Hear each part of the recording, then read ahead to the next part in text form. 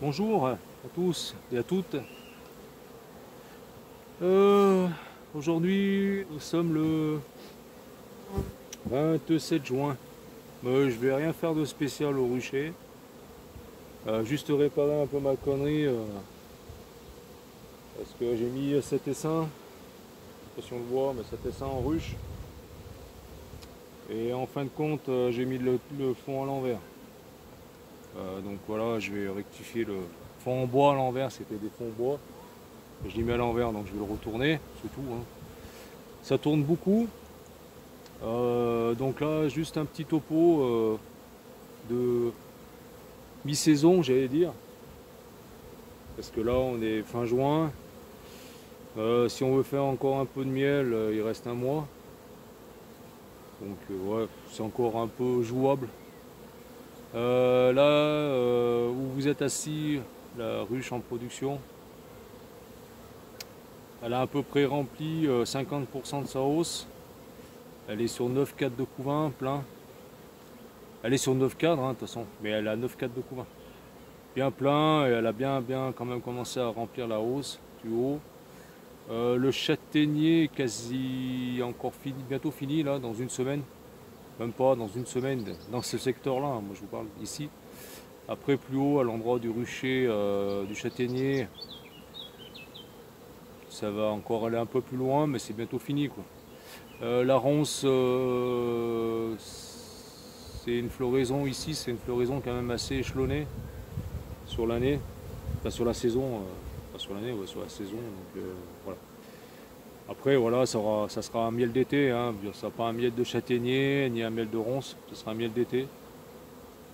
S'il y a une hausse pleine. Voilà. Là-haut, rucher du châtaignier, pareil. Elle est un peu plus en retard au niveau du remplissage de la hausse parce qu'il n'y avait que 3 cadres bâtis. Le reste c'était que des cires. Donc le temps qu'elle bâtisse les cires. Donc voilà, mais elle a bien commencé à remplir les cadres cirés. Les cadres bâtis, pardon, excusez-moi. Voilà. Niveau santé des colonies, j'avais la ruche 12 cadres qui présentait un peu des signes de varroise. Varrose ou varroise, je sais plus. Je sais plus comment on dit. Ça craint, je sais plus comment on dit. Bref, mais bon, pour l'instant, le traitement, je peux pas le faire. Puis faire un acide oxalique sur la quantité de couvain fermé qu'il y a encore, ça sert pas à grand chose. Là, il fait très lourd, il y a des orages. Là, ils vont encore annoncer des orages. Il faut que j'achète encore une ruche pour enrucher cet essaim là qui est derrière, où il y a le moellon là, celui-là.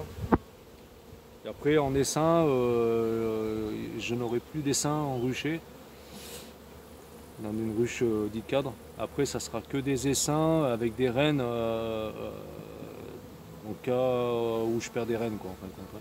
Des rennes de réserve. J'aurai 3-4 essaims avec des rennes de réserve, dont une reine 2019 qui pond très très bien encore. Elle fait des super cadres de couvain. Voilà, j'aurai des essaims encore à monter au rucher du châtaignier, mais j'attends qu'ils soient au minimum sur 6 cadres, hein, pour les monter. Ça bien costaud parce que je sais. Là, les réserves là-haut, enfin les réserves mellifères sont pas mal maintenant, parce qu'il y a quand même pas mal de châtaigniers, pas mal de ronces et de, comment on appelle ça, de tilleuls. Mais après, je sais pas. Août-septembre, je sais pas trop. Après, il y a le lierre, mais voilà, j'attends. Là, je le connais quand même, ce secteur. Je sais à peu près là, les moments de floraison de certaines fleurs et de mieler possible. Donc là, je préfère qu'elles se fassent une bonne santé ici. Et après, je les montrerai là-haut. Elles seront un peu plus costauds. Et puis, voilà. Puis c'est tout. Puis bon, voilà. Cette année, il n'y aurait pas eu ce printemps pourri. Ça aurait été une bonne année pour faire du miel, je pense. Vu les conditions qu'on a eues après. Là, franchement, je vous fais un tour d'horizon des ruches là. Ça tourne à fond. elles pondent à fond, et elles ont quand même pris pas mal de poids. Les ruches non en production ont rempli vraiment les corps à fond. Il y a même, ils commencent même à avoir un peu un blocage de pompe sur certaines colonies. Mais bon, pour l'instant, je laisse bien gérer leurs réserves, elles vont les dispatcher comme il faut. Là, c'est une rentrée tellement forte avec le châtaignier, ici. Ça rentre, ça rentre, ça rentre, ça rentre, et bon, elles ne savent pas trop où le mettre, donc elles le mettent à l'endroit où il y a la place, quoi. Et donc, pour l'instant, voilà. Parce que sur certaines, quasi sur toutes les colonies, j'ai pas vu la reine. J'ai vu de la ponte, mais j'ai pas vu la reine. Donc la reine, à mon avis, elle doit se mettre un peu à part et attendre que le coup de folie soit passé, qu'il y ait des naissances d'abeilles pour recommencer à pondre dedans. Voilà, il y a une ruchette, je vous ferai voir tout à l'heure, une ruchette là avec une haussette. La haussette, elle est pleine. Il doit y avoir 2 quêtes de couvain en haut, le reste c'est plein. C'est une ruchette 6 cadres. Et le corps en bas est plein à craquer d'abeilles. Ça débordait. J'ai pas filmé, c'est vrai que je voulais pas filmer, j'avais pas envie de faire de vidéo. Ça arrive. J'avais pas envie de faire de vidéo. Je voulais être tranquille. Je sais pas que je suis pas tranquille quand je vous fais des vidéos, mais au contraire, ça me fait plaisir de partager, vous partager. D'ailleurs, je vous remercie aux 515 abonnés. C'est gentil de suivre ma chaîne qui est tout simple, hein, voilà, qui est sans furiture. Je ne fais pas tuto ni rien, je montre juste mon apiculture qui est des fois complètement ouais, j'allais dire pas nul, mais bon voilà, on est amateur, je suis amateur, et des fois bon, je fais des conneries, je fais des erreurs. Après voilà, on se les rattrape, hein, les erreurs, hein. Après on dit merde, j'aurais pas dû faire comme ça, comme là tu vois une simple erreur d'avoir mis c'est de belles fleurs. D'avoir mis le plateau à l'envers, je suis obligé de revenir, enlever les vis et ressoulever la caisse, de redéranger la colonie, et puis voilà. Alors les colonies, je vais les laisser tranquilles. Il y aura juste l'intervention, prochaine intervention que je vais faire quand je vais pouvoir récupérer ma ruche. Parce qu'en fin de compte, à la coopérative, il n'y avait plus de ruches disponibles, enfin celle que moi je voulais. Hein. Donc il faut que j'attende le week-end prochain, éventuellement, pour en récupérer une. Il n'y aura que cette intervention là.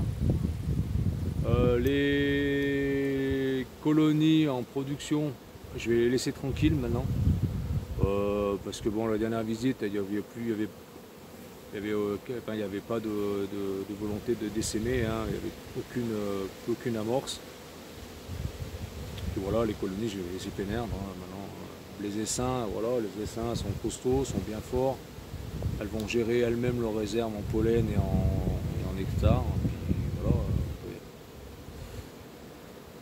voilà, et au cas où je perds une reine, ben, j'en ai 3-4 de réserve que je vais laisser dans les ruchettes. Hiverner dans les ruchettes, hein. Voilà, ça hiverne très bien dans les ruchettes, hein, tu peux les hiverner sur 5 ou 6 cadres. Tant qu'elles ont des réserves. Voilà, là ça souffle. L'orage va pas tarder à nous annoncer des orages pour ce soir. J'espère que c'est pas violent. Ça va faire du bien, c'est pas sec, mais bon, il fait chaud, il fait très lourd. Alors oui, désolé pour toi, Eric, pour la flotte. C'est vrai que bon, il en faut quand même pas trop de la flotte, mais bon, il en faut. Après, bon, c'est sûr que tu peux pas faire de miel, tu peux pas faire visiter tes colonies, les colonies crèvent de faim.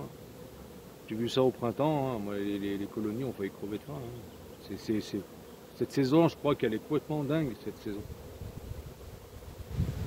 Avant, en étant apiculteur, quand j'étais pas apiculteur, je dis pas que je m'en foutais pas des saisons, du temps et tout. Il pleuvait, j'étais content, voilà, ça faisait de l'eau. Mais maintenant, voilà, vu quand même que c'est une activité, un loisir, un métier pour certains, la météo, quand même, on est voilà, tributaire de la météo. Si ça marche pas, ça marche pas, quoi. Ça fout les boules dans tous les sens. Parce que tu perds des colonies, tu perds des essaims, tu perds des rennes, tu perds de la productivité en miel, tu peux pas vendre. Voilà, pour les pros et tout, c'est pas évident. Hein. Même pour les amateurs, on peut pas vendre du miel pour financer un peu des achats de matériel et tout. C'est vrai que c'est la galère. Hein. Avant, ça ne me touchait pas tant que ça la météo, hein, sauf pour la pêche. Voilà. D'ailleurs, Titou, je t'ai envoyé des belles photos de pêche de mon fils. Moi aussi, là, il vient de. C'est une aparté hein, que je fais. Hein. Il vient de refaire un beau poisson aussi ce matin. Ouais, ce matin, jusqu'à 2 h de l'après-midi, on était à la pêche avec le fils.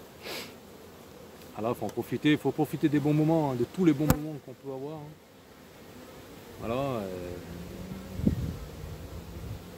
Parce que là, voilà, on a un âge où on commence voilà, à profiter, de ces moments-là. Voilà, donc le topo de cette année. Le topo de cette année, pour le traitement, ça sera acide oxalique l'hiver et Happy Life VAR en fin d'été. En fin de, voilà, juillet août. Voilà, ça sera, ça sera mon traitement anti-varroa cette année. Voilà, à l'essaim là-bas, je lui ai enlevé la languette à piston. D'ailleurs, il faudra que je la ramasse parce que je l'ai complètement oublié et elle doit traîner par terre. Encore une connerie de ma part. Voilà, là il y a une guêpe là qui tourne autour. Question frelon, j'ai dans les pièges que j'ai enlevés pour le moment. Parce que j'arrêtais pas de choper des guêpes fondatrices et des gros frelons européens fondatrices. Alors j'en ai quand même chopé sur ce piège là-bas, j'en ai chopé quand même 4-5 frelons fondatrices européens. Voilà. Et des guêpes. Donc j'ai même là-haut au rucher du châtaignier, j'ai chopé un frelon européen. Donc j'ai enlevé pour le moment, parce que pour le moment je ne vois pas de frelons asiatiques, même chez moi, même autour de chez moi, même en me promenant. J'en ai pas vu, je dis pas qu'il n'y en a pas, hein, attention, hein, j'ai jamais dit qu'il n'y en avait pas, hein, mais j'en ai pas vu. Donc pour le moment je les ai arrêtés et dès que si j'en vois, ben, je les remettrai en route. Voilà, c'est tout, et bon le traitement, ben, on fera ça en fin de saison. Voilà.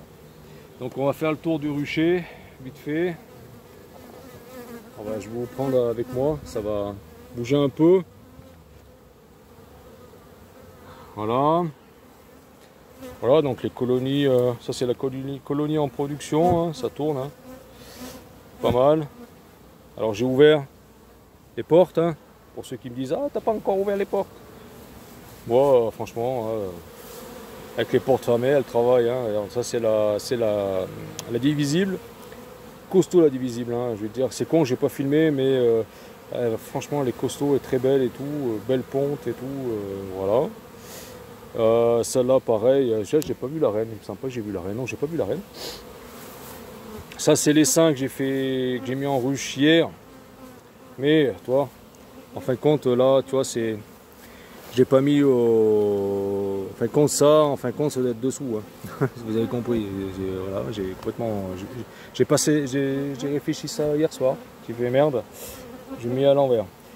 Ça c'est les 5 que je vais mettre en ruche dès que j'ai une ruche. Là c'est la ruche de Fred qui tourne très très bien. C'est vraiment mis comme il faut. Les 12 cadres, la 12 cadres à fond aussi. Là j'ai une guêpe sur la main, tu me piques pas, merci. La 12 cadres pareil, alors j'avais fait une petite visite sanitaire. C'est nickel, hein. Il n'y a pas de couvain percé, j'ai pas vu d'abeilles dézélées. Voilà, donc de toute façon, bientôt le traitement, il va être bientôt là, hein, mine de rien. Les seins, qui est maintenant plus un essaim, hein, c'est maintenant une colonie. Hein. Je crois qu'elle est même sur 9 cadres, hein, si je dis pas de conneries. Voilà. On va aller voir vite fait. Bah, tu vois, là c'est une ruchette, mais elle est vide. Hein. C'était la ruchette où il y avait les seins que j'ai mis en ruche. Là, tu vois, il y a moins de place, il y a de la place. Hein. Maintenant, bah, les colonies sont parties au deuxième rucher. Allez, on va se balader là-bas.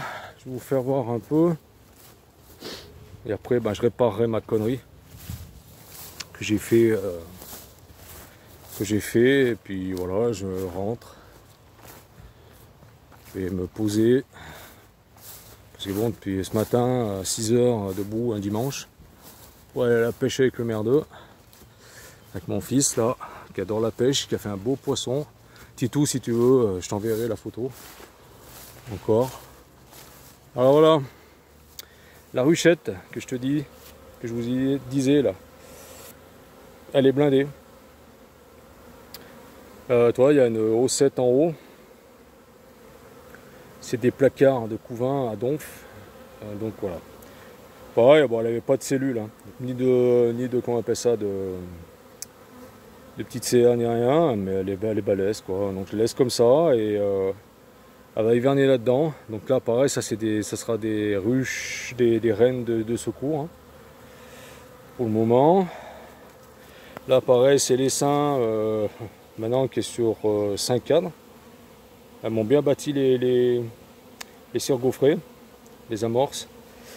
Là c'est la, comment on appelle ça, la reine 2019. Elle est pareille, elle est sur, il me semble, sur 5 cadres de couvain, blindée. Elle est sur 6 cadres, mais 5 cadres de couvain. Elle pond très bien encore, hein. Et tu vois là, c'est nickel, hein, ça tourne, ça tourne, ça tourne. Donc tu vois là, je pense qu'il y a un soleil d'artifice là, ça tourne quand même pas mal. Voilà, il doit y avoir des naissances. L'autre côté, c'est l'essaim qui va partir en principe au deuxième rucher là-haut. J'attends qu'il soit bien costaud. Alors ça c'est les ruches divisibles, les ruchettes divisibles, hein. Ça c'est très bien pour faire des rennes. C'est excellent pour faire des rennes. C'est pas petit comme des nucléi ou comme des apidéas. Ça tient bien. Là toi c'est partagé en deux, hein. Ici, là tu mets 3 cadres ou 2, 3 cadres ou 2. Tu mets ou un cadre d'élevage ou une cellule ou une reine et tu fais, voilà. Là tu peux faire 2 essaims. Là c'est pareil, c'est une ruchette 2 parties. Là tu peux faire 2 essaims. Tu as une ouverture là, une ouverture de l'autre côté. Et puis voilà. Après tu peux les... Moi après, les 5 étaient de ce côté, il a fini de ce côté, hein. En fin de compte, hein, j'ai pris les cadres avec la reine dessus, j'ai mis là-dedans. J'ai resserré, déplacé un peu la ruchette pour qu'elle soit au même emplacement que de ce côté, en fin de compte, de l'autre ouverture, si vous comprenez. J'ai enfumé, j'ai fermé là, j'ai enfumé, donc toutes les abeilles qui étaient de ce côté sont sorties, sont revenues là. Bien sûr, là, j'avais pas enlevé la séparation, hein, pour éviter qu'il y ait un mélange d'abeilles. Puis voilà, hein, puis après, j'ai enlevé la séparation, j'ai mis 2 cadres à bâtir pour elle, 2 cadres à bâtir pour elle, et puis voilà, roule. Hein. Ça me fera comment on appelle ça, des rennes de secours. Après, j'ai vu qu'on pouvait faire la possibilité, quand tu veux réélever, par exemple, pour faire des rennes, tu remets ta séparation, donc couvain de chaque côté, tu ouvres de ce côté,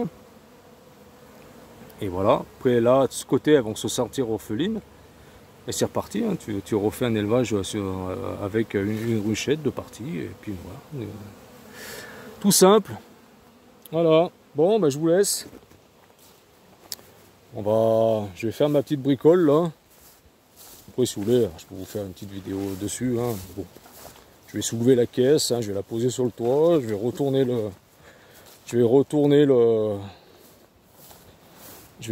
mon plateau, mon fond, et puis voilà, je remets tout en place. Allez, je vous reprends, si vous voulez, je vous fais une petite vidéo là-dessus.